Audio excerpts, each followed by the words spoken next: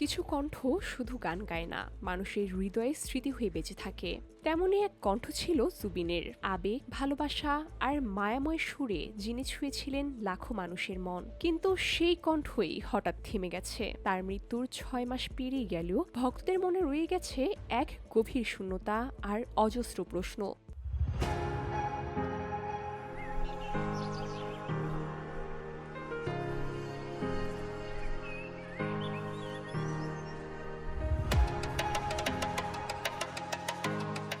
সত্যি কি এটি ছিল কেবলই একটি দুর্ঘটনা, নাকি এর পেছনে লুকিয়ে আছে কোনো অজানা রহস্য?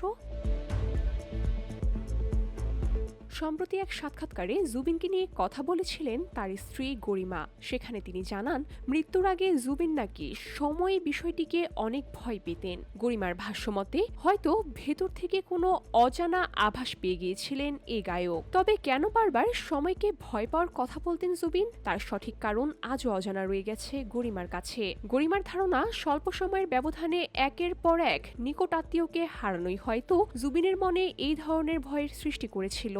মা, বোন ও প্রিয় বন্ধুর মৃত্যু এবং জীবনের কিছু অনাকাঙ্ক্ষিত ঘটনা তাকে মানসিকভাবে গভীরভাবে প্রভাবিত করেছিল।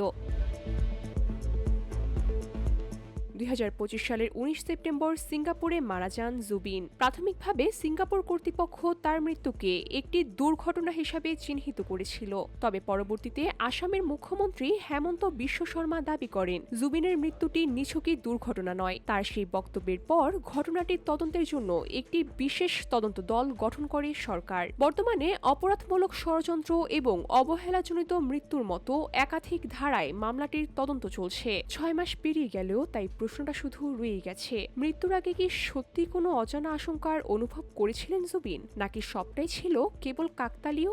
সময় হয়তো একদিন সেই রহস্যের উত্তর দেবে। কিন্তু ততদিন পর্যন্ত তার কণ্ঠের সুর আর মৃত্যুকে ঘিরে নামেলা প্রশ্নই বেঁচে থাকবে ভক্তদের মনে।